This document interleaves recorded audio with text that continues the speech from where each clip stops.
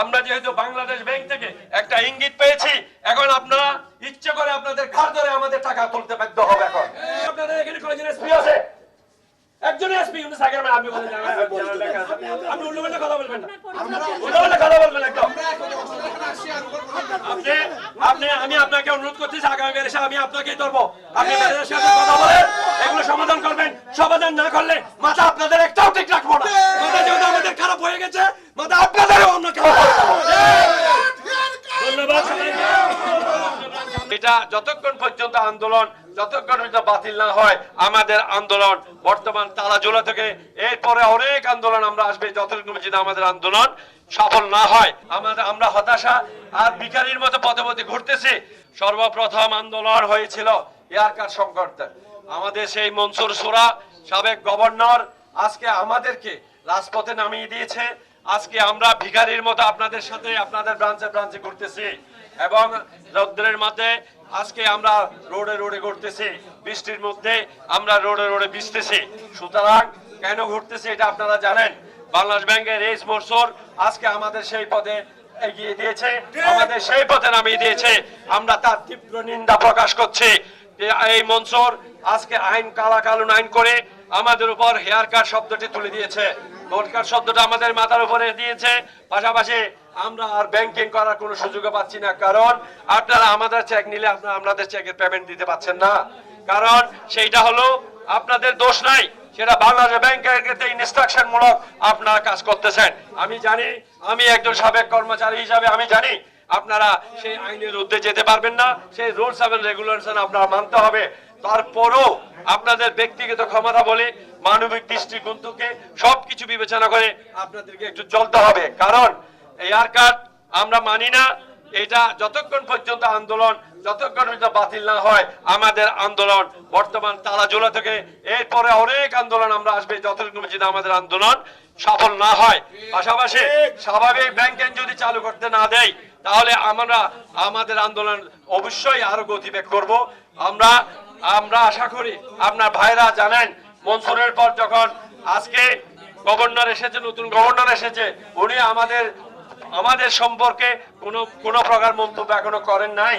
উনি করেন নাই যে আসলে আমাদের ব্যাপারে আমরা অর্থমন্ত্রী, এখানে প্রশাসক, ডিসি মহোদয় এবং মেয়র মহোদয় সহ শুরু করে সারা বাংলাদেশের প্রতিনিধি, আমরা প্রশাসক, ব্যাংকের প্রতিটা প্রশাসক এবং আমাদের গভর্নর মহোদয়ের কাছে আমরা স্মারকলিপি দিয়েছি। স্মারকলিপি দিয়ে আমরা আন্দোলন চালিয়ে যাচ্ছি। স্মারকলিপির কোনো প্রত্যুত্তর আমরা পাচ্ছি না। আমরা অমানতকারী ভাইয়া বোনেরা, আপনারা জানেন আপনারা বিগত ঈদ কিভাবে আপনারা পার করেছেন। আপনাদের 20% লেস করছিল, সেটা আপনারা আবার ফেরত নিয়েছেন, কিন্তু আমাদের টাকা তো ফেরত দিচ্ছে না। আপনারা দেখেন, আপনারা আইসিইউতে বসে চাকরি করতেছেন, আপনারা ঈদের সময় ভরণ পোষণ করে ছেলে মেয়ে মা বাবা সবার ভরণ পোষণ আনন্দ, কোনো সমস্যা নাই। আপনারা বোনাস চাকরি সব পেয়েছেন, আমরা কি পেয়েছি? আমরা হতাশা আর ভিখারির মতো পথে পথে ঘুরতেছি। আজকে সামনে আমাদের কোরবানির ঈদ এসে গেছে। এই কোরবানির ঈদকে আমরা পরিবার পরিজনে কিভাবে করব, আমরা নিজেরা এখনো সিদ্ধান্ত নিতে পারছি।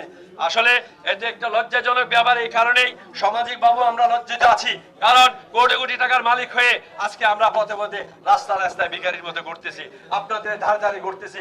এটা আমাদের অত্যন্ত দুঃখজনক। আপনাদের কতটুকু ভালো লাগবে আমরা জানি না। সবে কথা হলো আগামী উপলক্ষে যে রেজুলেশন আছে 1 লক্ষ টাকা করে দেওয়ার মতো, আপনাদের 500 কেডি সে 1 লক্ষ টাকা দিচ্ছেন না। অনেক ব্যাংক দিচ্ছে না, অনেক ব্যাংক দিচ্ছে। আমি মনে করি আপনারা 500টি ব্যাংক না, আপনার সম্মিলিত ইসলামী ব্যাংকের একজন কর্মকর্তা কর্মচারী, আমরা তারই একজন গ্রাহক। নিয়ম হলে সমাজ ব্যাংকে একই রকম হবে, কিন্তু আপনারা নিজস্ব নিয়মের মাধ্যমে 500 কোটি ব্যাংক চালাচ্ছেন, এটা হতে দেওয়া যায় না।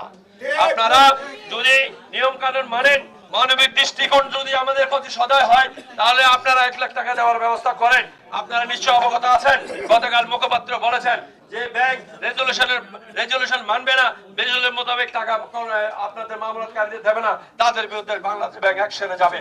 সুতরাং আমরা যেহেতু বাংলাদেশ ব্যাংক থেকে একটা ইঙ্গিত পেয়েছি, এখন আপনারা ইচ্ছে করে আপনাদের ঘাড় ধরে আমাদের টাকা তুলতে বাধ্য হবে। এখন আমরা আর মানি না, আমাদের পেটের খোদা আর মানে না, আমাদের ছেলে সন্তানের কাছে জবাবদিহি করতে পারতেছি না। কিভাবে সংসার চালাবো, কারা কিভাবে লেখাপড়া খরচ করবো। আপনারা নিশ্চয় বুঝেছেন আমাদের কথাটা। আমরা আশা করি এখানে 5 কোটি ব্যাংকে আপনাদের মাধ্যমে সমস্ত 5 কোটি ব্যাংকের আমরা অবগত করতে চাই। আপনারা যদি আমাদের এই দাবি পূরণ না করেন, রেজুলেশন মোতাবেক আমাদের টাকা না দেন, আমাদের যদি অত্যাচার করেন, আমাদের যদি বিমতামূলক আচরণ করেন, আমরা কিন্তু বিমতামূলক আপনাদের মধ্যে করতে বাধ্য হব। আমরা কিন্তু আপনাদের ছাড়বো না। আমরা আজকে আমরা এখানে বাসায় শাখায় এসে আপনাদেরকে অবগত করতে এসেছি। আপনাদের অনিয়মগুলো যাতে নিয়মতান্ত্রিক ভাবে আপনারা আবার করেন, যদি না করেন আমরা আবার আসবো। পথের মধ্যে চলার পথে আপনাদের সাথে আবার দেখা হবে, সেই দেখা হয়তো কোনোদিন শুভ হবে না। সুতরাং আপনারা আপনাদের নিয়ম মাফিক আপনারা কনসিডার করে গ্রাহকদের টাকাগুলো ফেরতের ব্যবস্থা করেন। আমরা কিন্তু আর ধৈর্য ধরতে পারতেছি না। আমরা আপনাদের কাছে তালা ঝুলাতে আর আসি নাই। কেন আসি নাই? আমরা চেষ্টা করছি আপনাদের কনভিন্স করে, আপনাদের সাথে আরো আলোচনা করে আমাদের সমাধানগুলো করা যায় কিনা, ছোটখাটো সমাধানগুলো করা যায় কিনা। আপনারা বেনিফিটের টাকা দিচ্ছেন না, সবাই মাসে মাসে যে বেনিফিট আছে সেই বেনিফিট টাকা আপনারা তুলতে দিচ্ছেন না, আমরা সেটা মানি না। কেন তুলতে দিবেন না? আমার টাকা তো আপনার ব্যাংক গচ্ছিত আছে, 10 লাখ 20 লাখ 1 কোটি টাকা গচ্ছিত আছে, তাহলে 10-20 হাজার টাকা আপনারা কেন দিবেন না বেনিফিটের টাকা? এটা অন্যায় আপনাদের, সেটা আপনাদের অন্যায় করা হচ্ছে, সেটা আমাদের প্রতি আপনারা বিমানবন্দর আচরণ করতেছেন। এফডিআর যেগুলো আছে এগুলো রিনিউ করতেছেন না, কেন ওটা রিনিউ করে দেবেন? যদি এফডিআর এর টাকা যদি আপনাদের হেয়ার কাট কাটতে হয়, আমরা নিজেরাই বলছি, যদি সরকার দৃঢ় খরচ করে মানে হেয়ার কাট কাটতে হবে, তো আর আমার লক্ষ লক্ষ টাকা তো আপনার কাছে আছে, অত টাকা পর্যন্ত হেয়ার কাট তো আসবে না। তখন আপনারা আপনাদের মূল টাকা থেকে হেয়ার কাট তখন কেটে নেবেন যখন ফাইনালি সিদ্ধান্ত হবে ব্যাংকের। আর তার আগে কোনো হেয়ার কাট আমরা চাই না। আপনারা অটো রিনিউ করে দেবেন এফডিআর, এবং যেগুলো আছে এই যে মাসিক ভাবে মুনাফিক যেটা, এগুলো অটো রিনিউ করে দেবেন। বিভিন্ন জায়গায় দেওয়া হয়েছে, আপনারা ওদের ইন্টারেস্ট গুলো প্রতি মাসে দিয়ে দেবেন। এগুলো আপনাদের কাছে আমরা আকুল আবেদন জানাচ্ছি। আপনারা যদি আকুল আবেদনকে দুর্বলতা মনে করেন, তাহলে আগামী দিনে আপনাদের কার ব্যাংকিং ভিতরে ঢুকতে দেওয়া হবে না। আপনারা যদি মনে করেন আইসির মধ্যে বসে বসে আমরা শান্তিতে আছি, কে কোথায় করে যাচ্ছে, কে কোথায় মরে যাচ্ছে, কে কোথায় কিভাবে আছে আমাদের দরকার নাই, সেটা হবে আপনারা একটা কুকুরের বাচ্চার মতো আচরণ করবেন আমাদের। আমরা মনে করি আপনারা আমাদের ভাই বোনেরা, আপনারা আমাদের সম্মানিত ব্যক্তি।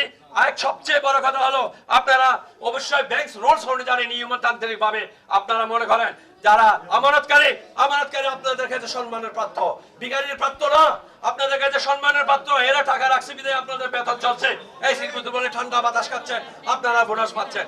আমরা আমানতকারী টাকা দিয়ে যখন আপনারা এই সমস্ত সুযোগ সুবিধা ভোগ করবেন, তাহলে আমাদের টাকাও আপনাদের দেওয়ার ব্যাপারে চিন্তা ভাবনা করতে হবে।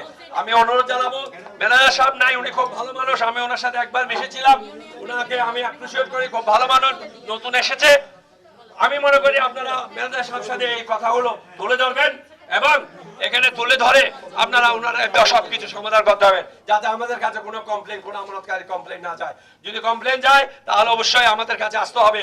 মনে করেন না তখন আমরা সুন্দর আপনাদের কথা বলবো, আমাদের কথা হবে তখন অগ্নিকাণ্ড, আমাদের কথা হবে অত্যন্ত খারাপ, আমাদের কথা হবে অত্যন্ত জঘন্য। এই কথার জন্য যদি আপনারা প্রস্তুত থাকেন তাহলে অন্যায়গুলো করবেন, আর যদি প্রস্তুত না থাকেন তাহলে অন্যায়গুলো করবেন না, দয়া করে। আমি আবারও আপনাদের ভাই বেড়াতে আপনাদের বলছি, আপনারা কর্মকর্তা কর্মচারীরা সম্মানিত ব্যক্তি, আপনারা 2 অক্ষরে এই কথাগুলো ম্যানেজার সাহেবের সাথে টেবিল টক করে সিদ্ধান্ত গ্রহণ করবেন। আমাদের কানে যদি এরকম আসে তাহলে আমরা অবশ্যই আসবো, সেই আশা এই আশার সঙ্গে পার্থক্য থাকবে।